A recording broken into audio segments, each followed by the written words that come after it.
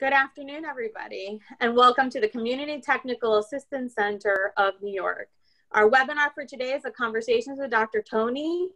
Our guest is Dr. Courtney Holmes, and the topic is providing remote supportive supervision.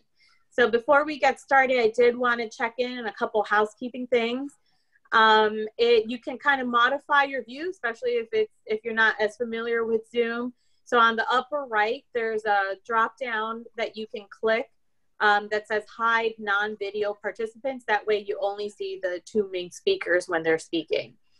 If you have any technical questions, you can see on the slide, you can chat to all panelists. If you don't see your chat box, there's a chat bubble at the bottom that you can click and it should open the chat box on the right-hand side. That's how you'll be communicating with us. There may be times where we ask you questions, or if you have questions for us or comments, please feel free to use that chat box and make sure to send to all panelists. Today's webinar is being recorded and will be posted on our ctechny.org website within about 2 days. If you have any additional questions, make sure to chat that with us, especially if you're having any technical difficulties. So without further ado, I just want to introduce our guest speaker, which is Dr. Courtney Holmes. She's an associate professor in the Department of Rehabilitation Counseling at VCU. She has substantial expertise in various mental health settings with a focus on supervision, trauma treatment, and use of technology. And here we also have Dr. Tony Salerno, who is very familiar to many of you, a longtime clinical psychologist with history in working in our public mental health system, as well as the Innovations and Implementations Officer at the McSilver Institute for Poverty Policy and Research. Tony, I'll pass it over to you. Thanks so much. Thanks so much, Lydia. And let me just welcome everyone who's decided to attend this particular program. You know, this topic area is really near and dear to my heart. And we know that there's such a great felt need for really the critical role that supervisors play every day in their work, and particularly some of the challenges, today. So we're so pleased there's been such a huge response to this particular program.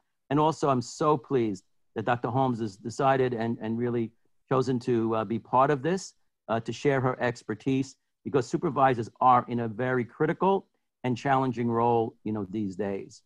So I just wanted to welcome her and thank her very much for participating. I just want to get a sense of like who's out there and what are some of the felt needs of the folks that are out there. So we have a couple of poll questions, really very brief.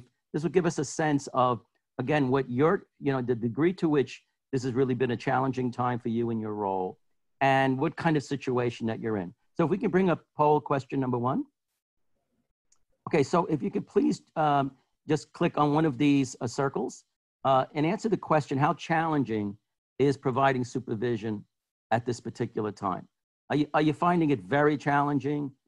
Challenging, somewhat challenging, but not such a difficult thing to do, not very challenging at this point.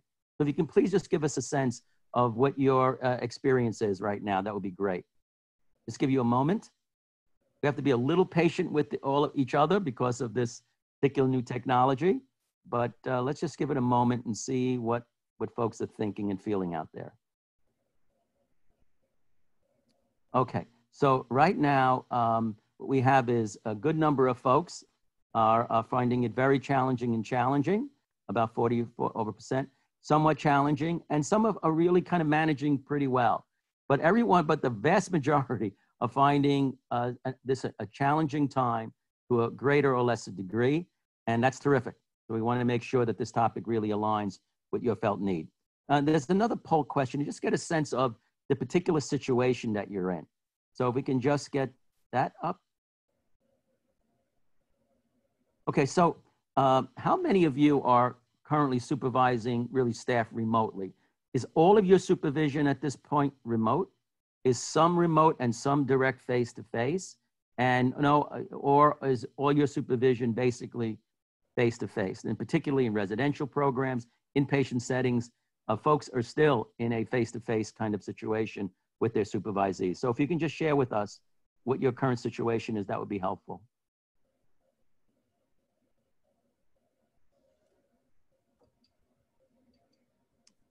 Terrific. All right, so 80% folks, it's remote. So that's really one of the areas we want to focus on. But we do find some, a very small percentage of folks where it's still face-to-face, and about 20% or so where it's both. You have some face-to-face and some remote. Okay, terrific. Thank you so much for sharing that.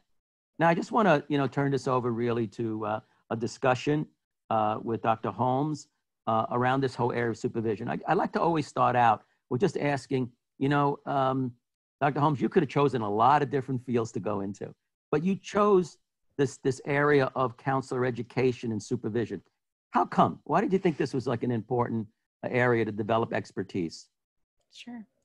Well, I love being a counselor, a mental health counselor, a family counselor.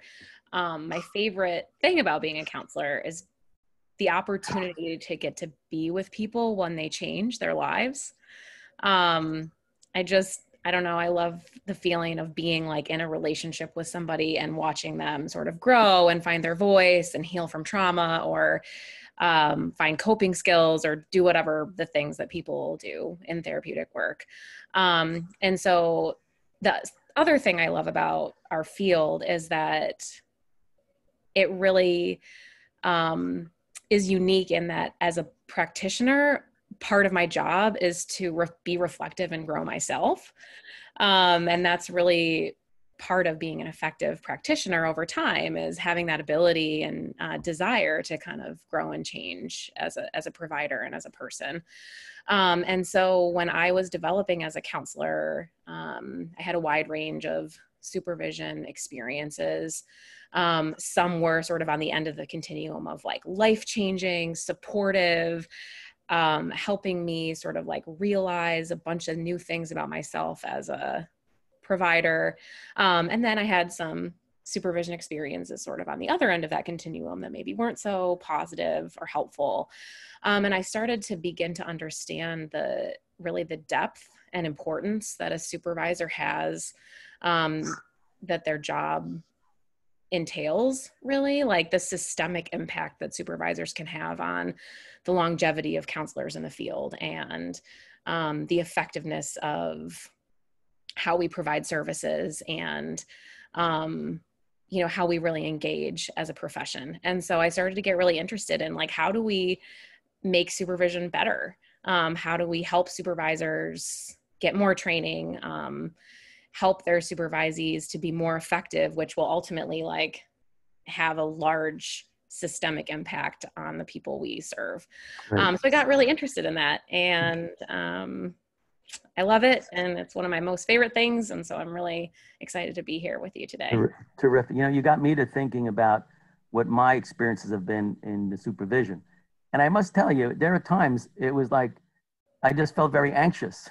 It was like going to the principal's office, in some ways, Yeah. or I was going to be like a checklist of what I was doing right, or doing mostly what I was doing maybe wrong. So I kind of, and I also had that other experience you mentioned, where I felt that I was really growing professionally. And what that tells me is that this role of supervisors isn't just like a nice thing to just make sure your productivity is going okay, or you're following policies, but actually in terms of a person's professional development, it's a really critical, aspect of it. And we're beginning to increasingly recognize that. Sounds like you kind of understood this a long time ago, and we're sort of like catching up. And the response to this particular conversation with Dr. Tony has been so strong that there's a huge recognition out there, and people very much want to know how they can be really at the top of their game as supervisors, particularly during this, difficult time. Mm-hmm.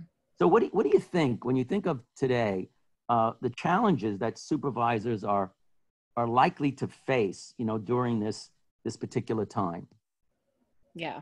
Well, we have a few, don't we? A few challenging things that are coming up. Yeah. Just in the poll, I mean, seeing that overwhelming response of, 80 or 90% of participants are finding it at least somewhat challenging, I think speaks to sort of what's happening for us now. What's come up for me in my own teaching and supervision, and also my own kind of self-reflection over the past few months, is really being mindful of the crisis that people are in, and how that kind of intersects with trauma, and really sort of framing my understanding of my job from a trauma-informed place, realizing that every single person is experiencing crisis and trauma on individual and systemic levels. And so, you know, we have a situation, especially as supervisors, where we have like massive parallel process happening, right? Our clients are in crisis. Our supervisees, our clinicians, or providers are in crisis. We're in crisis as supervisors. Administration is in crisis, and then so on and so forth up the systemic levels.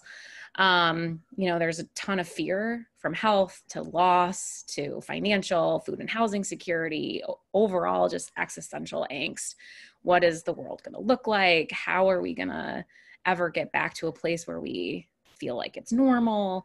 And so, you know, kind of really framing what we're dealing with in Maslow's hierarchy of needs, which I'm sure y'all are familiar with, you know, and really kind of thinking like, yeah, we're on those bottom two levels. I mean, we're really talking about people needing safety and security and psychological needs to be met. And, you know, from day to day, that might not be happening for people.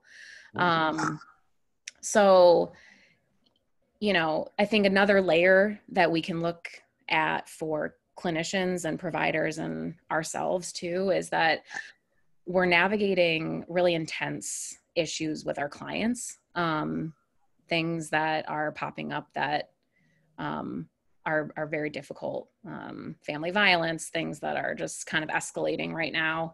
But we're also expected to deliver services in a brand new way that a lot of us like weren't prepared for, we weren't trained for. And like one day we woke up and it was like, do this from home.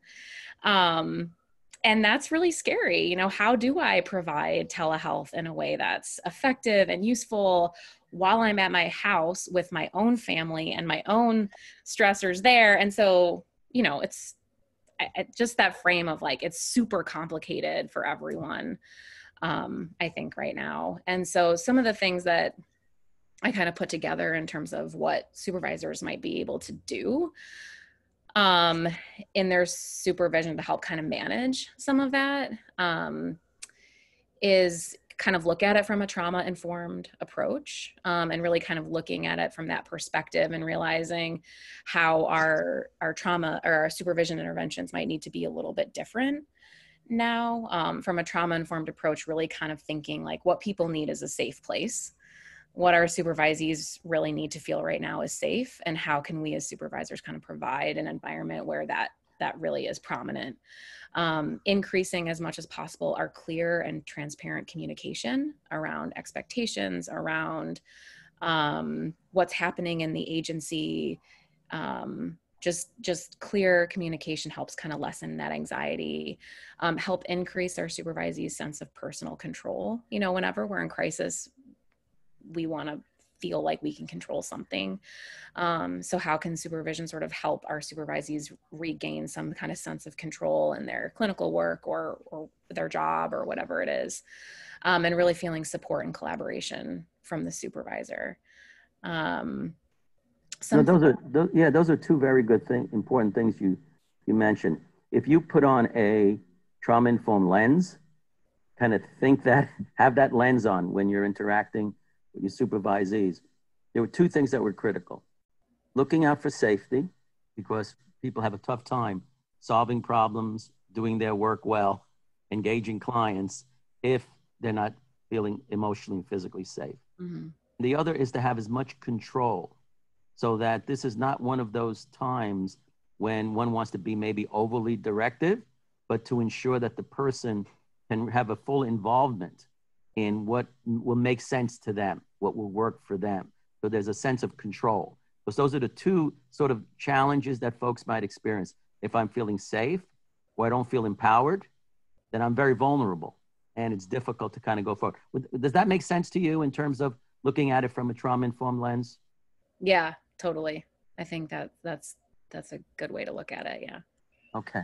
Because when I'm sort of thinking, gee, how do I was a supervisor in day hospital programs and clinics and inpatient and all this sort of thing. I was trying to imagine what it might be like for me. How do I prepare myself for my supervision of each of my supervisees, and what do I need to keep in mind? And because I'm going through a lot as well, so that whole thing about how do I prepare myself? Any thoughts on that?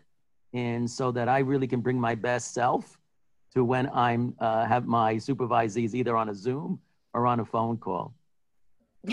Yeah, well, I mean, just that whole kind of self-reflection of where am I? Where is my self-care? Where is my mental health at? Am I able to be a functional supervisor right now? Supervisors are super critical, kind of as you mentioned earlier, Tony. Like, we're in a place right now where we're sort of the foundational piece for clinicians or providers to be able to do their job. We're sort of that swing between administration and what clinicians are doing, and so we're kind of in that middle place. And so what is it that you need to be doing to kind of protect your own mental health as a supervisor, knowing that you have, extra layers of responsibility and things coming at you that you need to sort of manage in addition to all the other stuff? Right. Well, you mentioned communication, and that I think is really maybe one of those critical issues where supervisees as employees, they may have a lot of questions about really what's going on, what's the plan for the future. Mm-hmm. And is it likely that supervisors are going to be in that role of communicating to their supervisees the kinds of decisions that are being made at sort of the high upper leadership level, because of trying to address some of the concerns and worries that the staff have. Mm-hmm. And so does that sort of present a certain kind of challenge to supervisors to ensure that they have that information, that they ensure that they keep as close connection to what executive leadership is either thinking about, planning, so that they're in a position to provide reliable and accurate information, which I know at this time is something that people desperately want. Mm-hmm.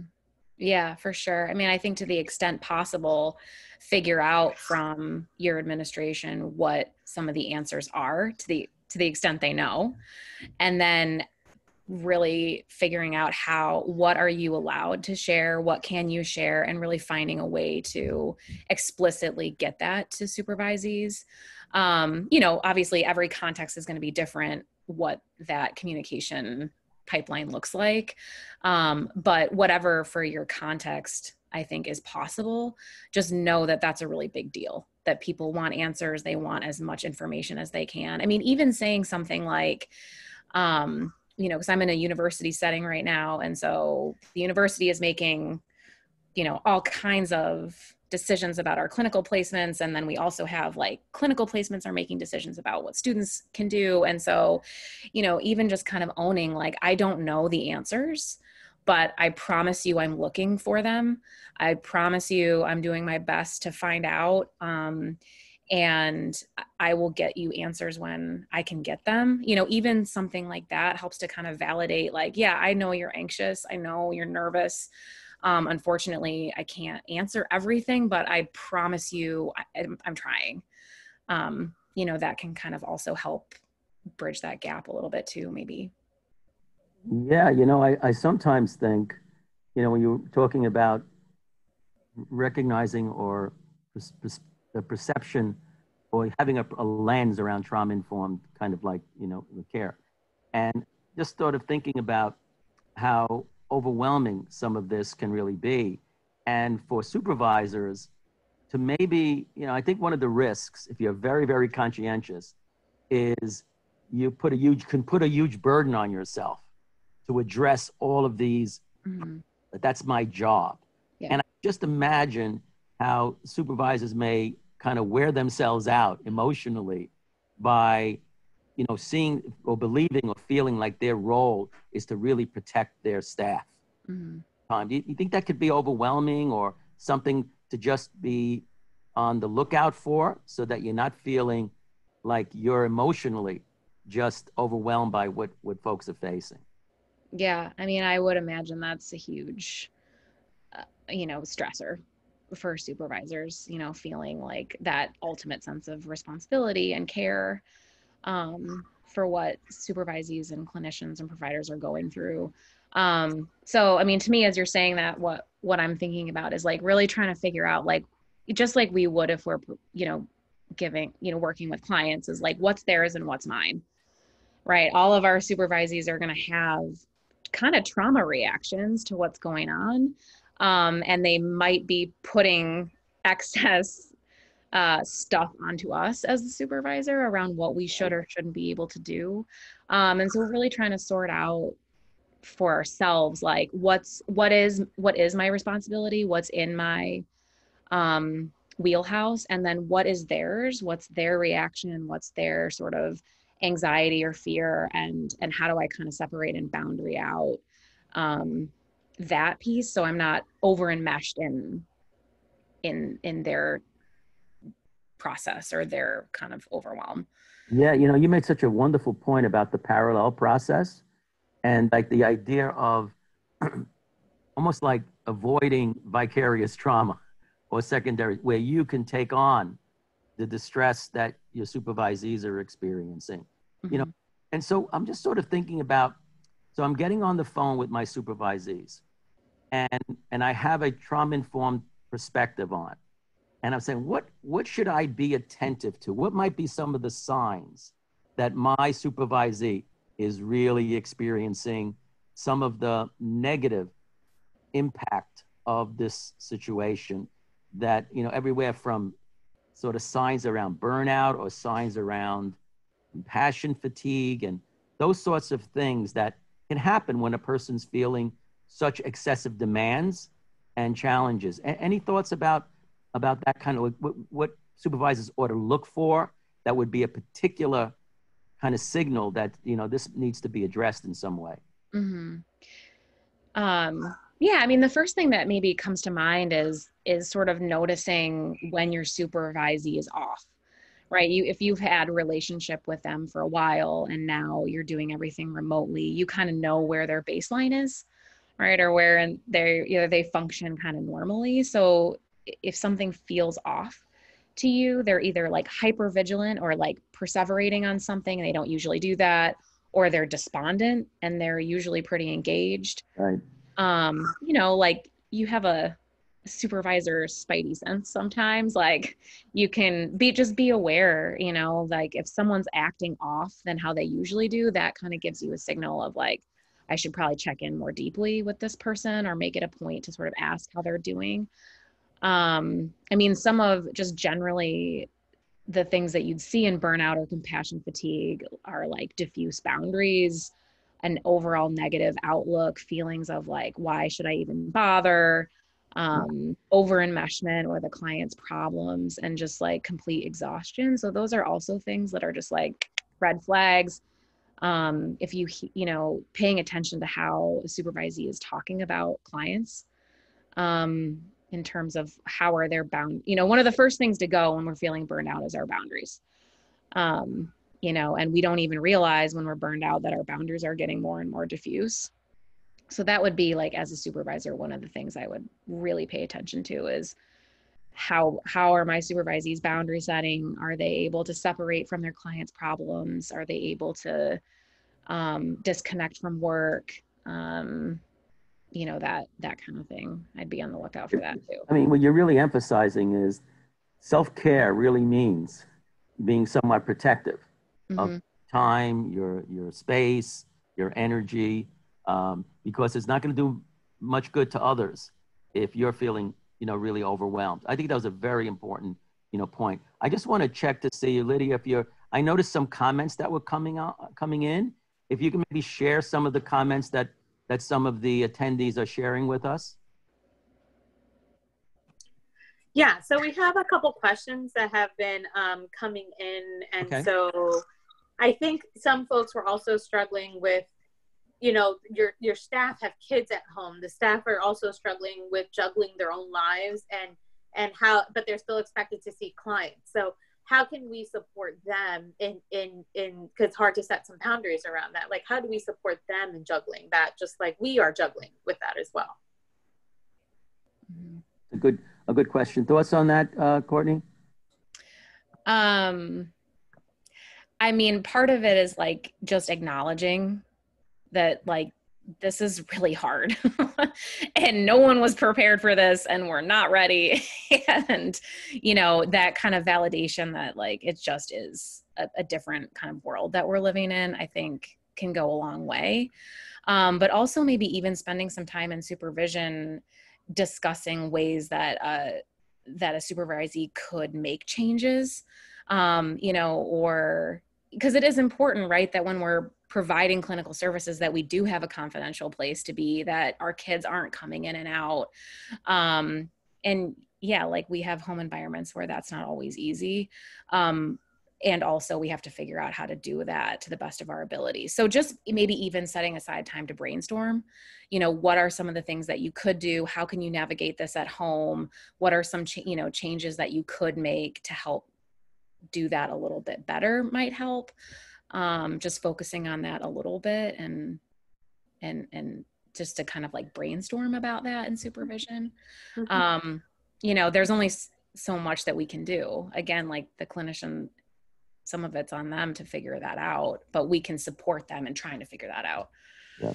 So that also goes into another question in terms of how do you structure remote supervision? Like, what are some recommendations that you have to actually, you know, shift this over? And many people have already been doing this for a couple of weeks. I think the majority of those who responded said that they were already doing supervision remotely. But what are some things we should consider and in terms of structuring those meetings so that they're effective remotely? Yeah, I wonder if we might be able to role play this, Courtney, a little bit. Sure. That, you know, where this is maybe our first. This is like we'll go back a number of weeks, right? This is like our very first time that we're trying to set up this remote supervision. And I'm your supervisee, you're my supervisor. And so what kinds of things would we discuss during that very first time that we're trying to set up this kind of remote relationship? Okay. And you want to do like a role play? Yeah, maybe do like a little role play. Okay. So before I ever do a role play in my trainings, I always say, there's probably things I'm not going to do right. And then we can talk about those things too. Right. Exactly. That's like always my blanket caveat for role playing. But yeah, so I would, you know, and I think another thing too, just to kind of blanket this is, if you haven't already done this in your distance supervision, but you've been providing distance supervision, you can always go back and do it. You know, this isn't like you have to do this in the first session or else. It's probably ideal to do it early on. But you know, this has been happening for like 6 weeks now or something like that. So you've probably already been doing it. If you need to go back and weave some of this into your conversations, you can certainly do that now. So, okay. So we can Hi, Courtney. How you doing? This is crazy, isn't it? Oh, so crazy, Tony. How are you hanging in? All right. Not too bad. You know, Okay. I don't know how we're going to do all this, but yeah, do the best, you know, best I can. Yeah, certainly. Well, I think, you know, we're kind of in obviously a huge transition point right now, and we're starting something brand new together. We're kind of in this together. And so as your supervisor, I just want you to know that I have your back, that supervision will be, you know, focused on how you're doing with your cases, how you're doing overall. And, you know, my job is to kind of really support you in this transition as we move forward. So some of the things I just think that we should talk about, because this is new for both of us, I'd like to do that today so that we can kind of move forward in a way that feels like, that's good, you know, transparent for both of us. Maybe it feels like some of the stuff we already know, but I'd like to say it anyways, just in case. So the first thing is that, you know, our supervision will still continue to be weekly at noon every week. And we'll be using this platform, Zoom, so we can kind of get familiar with it over time as we go. But we will be doing video supervision. So every week I will expect, you know, you to have your video on. I just, you know, kind of helps us connect better, and me to kind of get a sense of how you're doing and that kind of thing. So we will use our video. That's good. It's really important, since we will be talking about client information, that you're in a private space. I know we've talked a little bit before about your family situation and sort of who you're living with, and, you know, that may or may not have changed over the course of COVID, or, you know, who's with you now. It gets noisy here. I have to tell you, you know, I got to tell them to stop it. All right. Yeah. Yeah. So as much as you can, really try to protect, you know, this time, and make sure that, you know, other people really can't hear when we're talking about client stuff. Okay. That's really important. And one of the ways that we can do that is by using headphones. So that at least cuts out one way of information, from being heard by other people, but also kind of cuts out noise. I didn't think about that. That's good. So I have headphones. Okay. Yeah. So we can do that, you know, moving forward. Another thing is just kind of making sure that the space that you do choose to do it in, you know, first is private and confidential, but also kind of doesn't have a lot of distractions. So, you know, that's hard. Yeah, totally. But okay. I bet.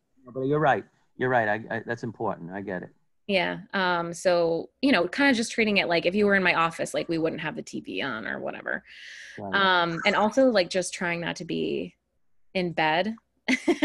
I know that sounds like a weird thing, but, you know, it's good to kind of be like in a professional place if we can, and also kind of like wear what you would wear to the office, you know, that kind of thing. So really kind of treat it like we're still in person. We're just at home. I'm going to, you know, my basement, I think will work. I'll try that. Okay. Yeah. And we can talk about it over time. If you're having trouble figuring that out, we can talk about that together and kind of maybe brainstorm some things. But that's kind of for me, how I'd like us to move forward, what the expectation is. And then we can kind of check in on that as we go. Great. Let me just stop now. I thought it was great. So you're an easy supervisor. No, I think most practitioners, I think, would be, you know, I think be very respectful and very much appreciate the empathy, the validation, and really trying to see if we can create a space that's going to be safe for me, safe for you, and that we'd be able to continue working together. I think in the absence of setting that up, we can kind of make assumptions. So for me, I thought that would be a very helpful way, and I really wasn't thinking about that strategy used. What were some of the main points that you wanted to make about what supervisors need to keep in mind when they're setting up their supervisory sessions remotely? Mm-hmm. I think I'm a big like structure and expectation person up front. I always find, especially in supervision, like the more clear that stuff is in the beginning, the less likely I am to have like continual problems pop up later. And then I always feel like I'm trying to put out fires as opposed to just have everything structured from the beginning. That's sort of, as we transition to online, one of the kind of biggest things that to make it more successful, I think, is really setting clear expectation and clear structure. Taking, you know, the more anxious we get about something, which a lot of people are anxious about moving online, providing online services, like our anxiety is way up. So the more we can have like, okay, this is what's going to happen. This is how it's going to go. This is what it should look like. That helps us like engage more in supervision and not have so many worries about ambiguous things that we don't know. The other thing is that your supervisees are going to have to be having that exact same conversation with their clients. That's a pretty standard telehealth thing that providers need to be doing with their clients. So by you having that conversation, you're modeling how supervisees should be doing that with their clients. And that I think is a really important way to kind of show supervisees like, okay, this is how you bring that up. This is how you talk about it. You know, and also another point I wanted to make is it might seem like ridiculous to have to ask someone to like not be in bed or not be in their pajamas, but you will be surprised that people might need that reminder. So for lots of your supervisees, it's going to be like, yeah, that's ridiculous, of course. And then for some, it might be like, oh, okay, I've never thought about that. And so, Right. then you're hitting all the continuum. Right. No, that makes perfect sense. I wonder, you were doing this with me individually. Are there times that maybe some of the supervisors are actually meeting with their supervisees as a group so that they have like a Zoom group kind of supervision? What do you think about that? Yeah. Well, I think for group, then it kind of raises the bar in terms of like setting expectations and structure. The more people you add to the mix, the more potential things that can happen that might impact like how it's going to work. Right. So I think setting that structure in the beginning, especially in group, is really important. One thing to think about, I think like making it really explicit that you want people to use their video is important. And especially in a group, making sure that you really kind of structure, like, we will be using our video. In terms of doing group work online, like being on a computer is better. You can see everybody all at once. You have a better visual of nonverbals and stuff like that. People can get on Zoom on their phone. Mm-hmm. And that might work for individual supervision better. But for a group, I think certainly people can participate better if they're on a computer. So if that's possible, you can talk to members, like, be explicit about what you're asking them to do, how you're asking them to log on. If you have an expectation about that, just talk about that. And then for group, making sure that you have kind of like a plan in place of how you want group supervision to go, what the goals are, what if you have an hour, who's going to present a case, kind of like can't think of the word, but an outline, basically. An agenda. Yeah, an agenda. Thank you. That kind of helps things roll a little. I think like when things are left ambiguous, especially as people are learning online, there's a lot of silence or a lot of like weird chatter that people are trying to fill space. So at least as people are getting comfortable, like, you can sort of structure that a little bit more, and then people will get more comfortable and get into the groove over time. Right. No, I think that, makes perfect sense around having an agenda. And the agenda could be, it doesn't have to be the same agenda. Sometimes it's each staff person bringing up the client that they're most concerned about. And that might be a thing, or one person focuses on one client, mm-hmm. and it's sort of helping out in terms of, addressing some of the challenges. Mm-hmm. So, but the idea, I think the point you're making is, when things are just kind of loosey-goosey, it doesn't help. It actually can fuel more like confusion or anxiety, mm-hmm. and time for, a sense of predictability, having a process in place. And I think you've made that point. I think it's a very important message, for all the supervisors out there. Terrific. Mm-hmm. Thinking of, sort of the time, and how would you handle a situation, like if I'm your supervisee, but, down the road, our fifth or sixth session, I'm like having a really tough time.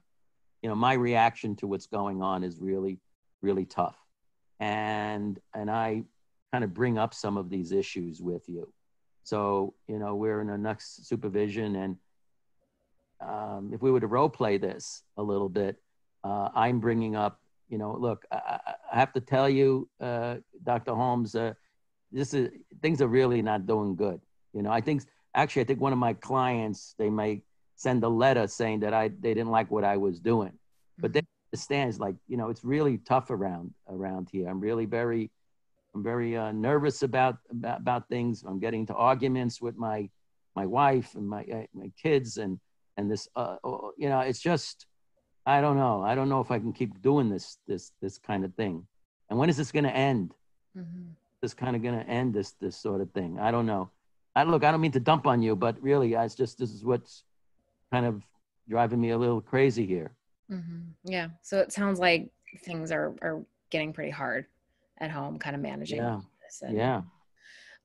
So talk to me a little bit about how it's impacting your work with your clients specifically. You mentioned a letter potentially. Well, happening. look, I was very frustrated with the Lorraine, and I was just frustrated with her. It's kind of, I'm doing the best I can here, and just reminded me of like the frustrations here. Wouldn't follow through with some things, and maybe it wasn't the right thing to do, but I was like some tough love, Mm-hmm. and I don't know, maybe it wasn't the right thing to do, but I try to, when they're not home, and I try to call, or then I'm it's like good, a little relief that I get. Mm-hmm. Yeah.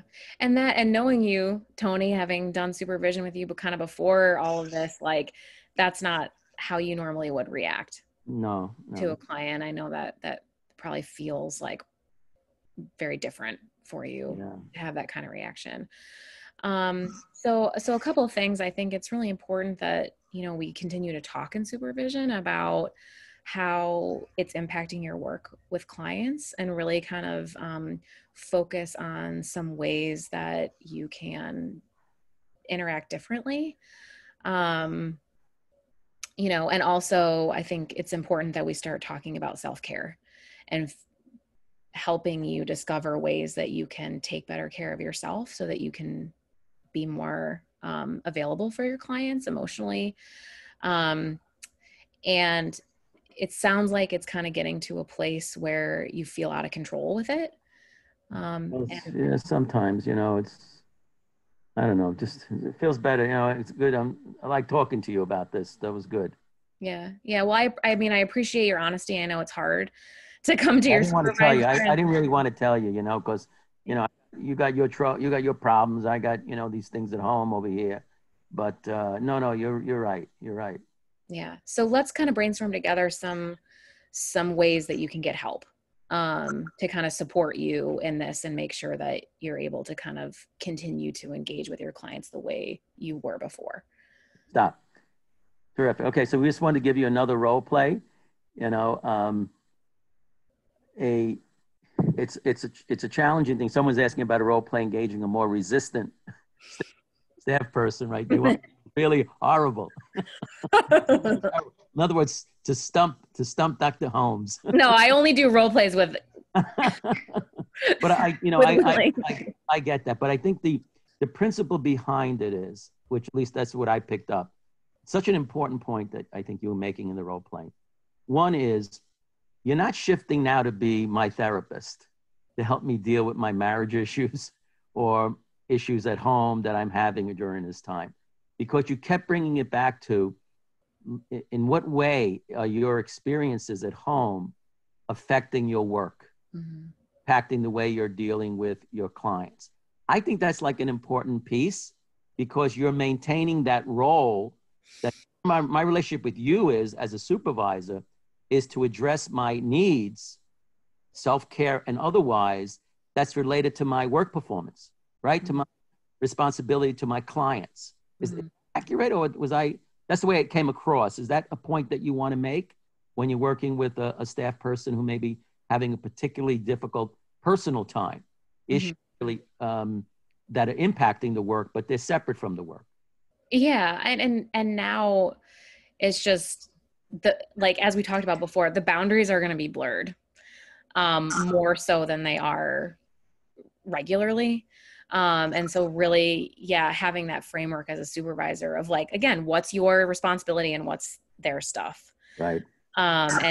It's a safe place. I mean, you just, as a supervisor, we can take on that counseling role as it relates to how people are relating to their clients. So really kind of trying to frame that and have boundaries around that will help keep us from burning out, having that compassion fatigue, but also maintaining that professional boundary. I can support you, and we can talk about it from the framework of how is your clinical work being impacted? And then I have to figure out how to get you support to kind of deal with the other stuff. Right. It would be so easy to shift into that other role, wouldn't it? Yeah. Well, and a lot, I mean, we're counselors first, or, right. Social workers or some type of behavioral health provider before we became supervisors. So a lot of us, as supervisors, default to that counseling process piece. And that you know, that isn't always like the safest or most boundaried or most healthy, productive way to go. Right. Terrific. Terrific. I'm just conscious of the time. And we want also to, Lydia, if you could just share maybe some of the questions that folks are chatting in. Yes. So we have a couple, and there's a couple themes in.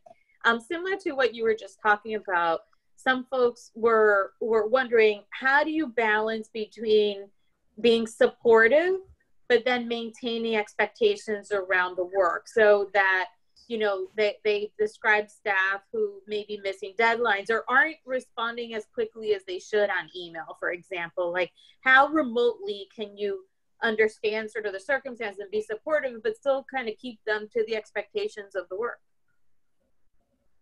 Yeah, that's a super good question. And I think like outside of COVID anyway, that's a hard thing to do. You know, one of the hardest things, I mean, kind of as we said before, like supervisors were clinicians in some way before they were supervisors. And so we're really good at that sort of like process piece, but taking on that administrative part of like, no, you have a deadline and you have to get this stuff in, and I'm overseeing that part of your productivity too, is a really hard thing to navigate. Now you put the COVID stuff and the remote stuff on top of it, and I think that that gets super confusing and hard to manage. So, you know, part of it, I don't know, part of it's really kind of developing or renegotiating our resistance and ourself around having that hard line, or having to hold a hard line, or finding our own voice in what people's expectations are. We're going to have hard conversations as supervisors and hold people's, you know, feet to the fire, so to speak. And it's going to be uncomfortable. And it's really going to challenge us in ways that maybe we weren't challenged as a clinician before. And so it's a brand new skill set that we're developing. I think when we do take on the supervisor hat, that's part of it. So I think what comes to mind for me is just being mindful that that might be a hard thing, and try to be patient with yourself as a supervisor around like some of the resistance you might feel to have to do that. But also knowing like it's important, you know, you do have a job of making sure that people turn their deliverables in, that people check their email, that they're available. And so it kind of goes back to, at least from my perspective, and Tony maybe can have other thoughts too, but just like, you know, that trauma-informed lens of like validating, like, yeah, this is really hard, I get it. And also these are the expectations. So going back to being super clear around what really are the expectations, you know, from 9 to whatever they look like for you, right? From 9 to 5, I need you to be on email, or I need you to respond to me within 24 hours. And I know that's hard, but in order for us to kind of make this work, that's what it's going to need to be. So, you know, it could be that things just aren't clear enough, that the agency or the communication about expectations was just like a little bit ambiguous. And then, you know, people push boundaries where they can. And especially in this time, it's easy to do that. So just going back and sort of clarifying what your expectations are, what you want that to look like. And that gives people, again, that framework of like, okay, that's clear. I can do that. Yeah, I would agree with you 100% on that, Courtney. In many ways, one is to have an empathic response, a empathic listening to whatever the issues may be, like what's getting in the way of you, sort of delivering on the expectations, recognizing this particular challenging time. But at the same time, it's holding people accountable, but in a way that is not viewed as a disregard for what people are going through. So, and then I think when offering, like, is there anything that we can do or I can do that can make this easier or to help you kind of fulfill some of those expectations? I'm happy to do that. So seeing yourself as joining the person in figuring out ways to make those deliverables, to meet those expectations, but it doesn't have the harshness, to it, doesn't have the criticism to it or the judgment to it, but at the same time, holding people accountable, which out of probably all roles of supervisors is one of the most challenging things for supervisors, because we don't like to be telling people they're screwing up, then holding them accountable, especially if you were not that long before you were a supervisor, you were a coworker. Right. Very common, right? When I became a supervisor, it's like all these people were my coworkers, and now I have a role of setting expectations and then consequences for not meeting that. That's a whole different ball game. And I think what you're kind of saying is that, is sort of having a balance around that. But some folks go at it in maybe a little more aggressive way. Some are too passive about the way they do this. And then what you're suggesting is really having a professional response, is recognizing the issues, but then, holding people accountable for what they need to do as part of their work. Anything else coming in?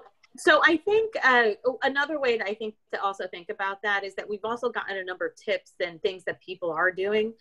And so a few folks have said that they have set up daily check-ins with staff, for example, or like more often. So they're doing just kind of check-ins more often. We have some people saying they do group texts and share just even supportive resources, songs, things that may be helpful and fun. And so interacting with their supervisees more often but shorter, maybe, as well as just providing some of those supportive resources. A few folks have also said if they needed to, they would refer to the employee assistance programs, the EAPs. So it sounds like there's probably a mix of, these more supportive, let's connect more regularly, more often, as well as, being mindful of the need to refer people if they're particularly struggling. I think another question that has come up actually quite often is people's reluctance to be on video. So, and the questions have said, even from higher ups. So how do you get supervisees to be on video? How do you get even like higher ups not wanting to be on video? So it sets sort of a stage or a model for the rest of the agency. So any recommendations on getting people to open up their cameras?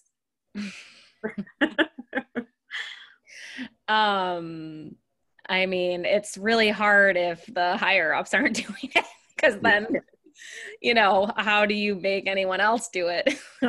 But maybe just having, I think there's a bunch of different ways, but, you could even have a conversation like, why is this important? How might it make our supervision or our meetings better if we can see each other? Helping people think about that, talk about that. Maybe, when we talk about like resistance in counseling, like what's the hang up? What are we so worried about? What is keeping us from engaging in video? And allowing people the space to just be like, this is why I don't want to. And then trying to shift the conversation to like, but we're still going to do it. But you have the space to be able to say, what's hard about it or why maybe you don't want to. But then I would also like, as I'm talking, I'm thinking about like, well, what does that mean for their clients? Are they not using their video when they meet with clients? Like that would be a concern of mine as a supervisor, is that that's the expectation, is that they're doing video calls with clients and then they're not using their video. That would be something I would want to talk about is how are we going to navigate that? Because that's an expectation and we got to meet it. Yeah, I think some folks were also responding saying that it felt like it was invading their personal space in some way, right? And so the boundary of work and home isn't clear anymore, right? But you see it everywhere. You see it on TV news anchors doing news from home. You see it, you see everybody kind of shifting in this way. And it sounds like just even having that conversation about, as a supervisor, they're seeing your space too, and how we're all kind of sharing in the same situation right now. Yeah. I mean, my perspective is, certainly exactly what you're saying around what's getting in the way. You hear some of the pros of when we're able to see each other. Certainly some clients are not going to have video capability, by phone, which is of course going to be the case. It's not an option. And so it does deserve some conversation. I think at some point, if a person really felt like the video was going to get in the way, I think I would start out with just having a phone call and see if we can kind of overcome that with a little bit of time. And you're right about the issue of invading a person's kind of space. Then that tells me something already. The idea of, if I'm in an office and you see the fact that I have a bookcase that it feels like an invasion, or what's going on in that person's life, the people that are in that environment and space, which might be where their concern is. So it does definitely deserve some conversation. What I'm aware of is that in terms of the time, people were already chatting in some good ideas. Can we just ask folks to please do that? If you've come up with something as a supervisor that adds to this conversation in terms of ideas or tips that could be useful, you've already done some of that. I'm just inviting everyone to do that now and just give everybody sort of a minute to chime in. We're able to compile all of these ideas and then make them available to all of the attendees as well. So anything you guys have been doing that has been helpful in terms of your supervisory role. And let's see, Lydia, if you see people chatting in, you might make a reference to a few of those, and then we'll go to the last poll, and then we'll end.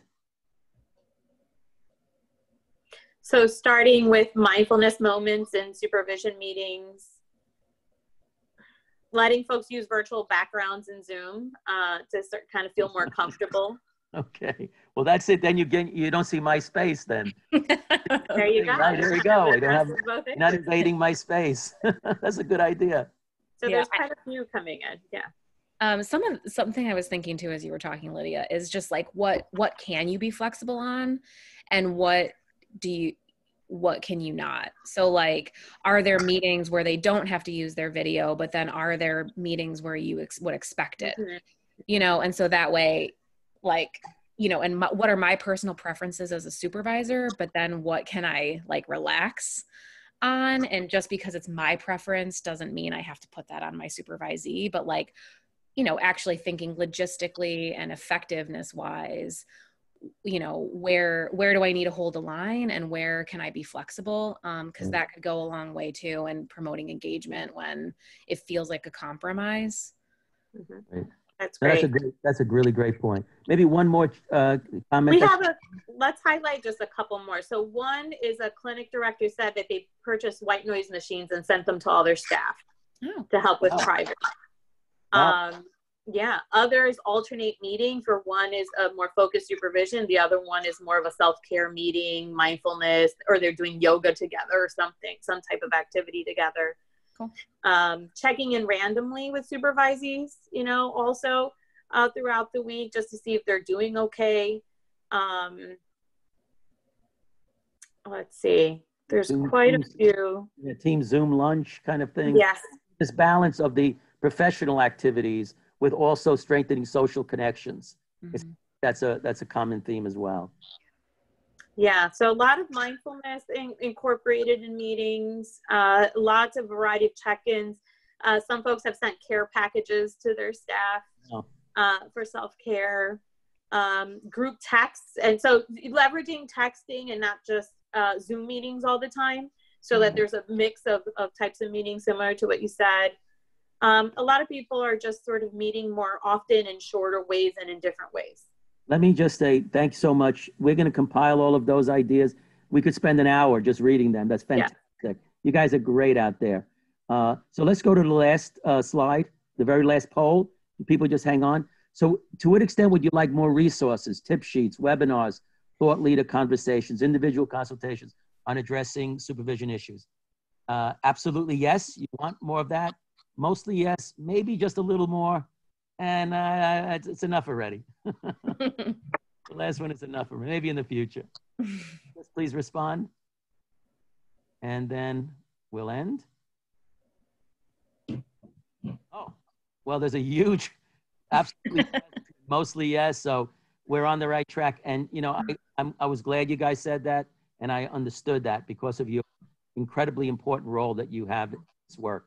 I want to just thank Dr. Holmes for sharing her insights and her experience and expertise with us. This has been really terrific, Courtney. You've generated so much interest.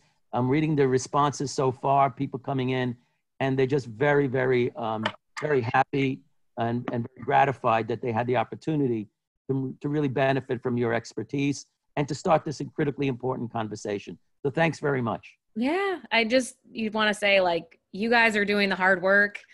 Be kind to yourselves. keep it up. Know that you're making a huge difference in people's lives. And I think that's really important to remember. Great. Great, thank you. Perfect words, Courtney. Thank you so much. Thank you for having me. And Stay just well. as a reminder for everyone, you can view the recording for this webinar probably in about 2 days. We also created a tip sheet on structuring your supervision meetings remotely. Everything will be posted on our ctacny.org webpage, and we'll also send out emails to everyone once those posted as well. When you click out of the Zoom webinar, there will be a feedback survey. Feel free to complete those and give us any feedback. That would be great, especially in additional topics you'd like to hear in terms of trainings. And obviously you can reach us at ctac.info@nyu.edu with any additional questions you may have. Thank you everybody for participating. Have a great rest of the day. Stay well, everyone. Take care. Bye-bye.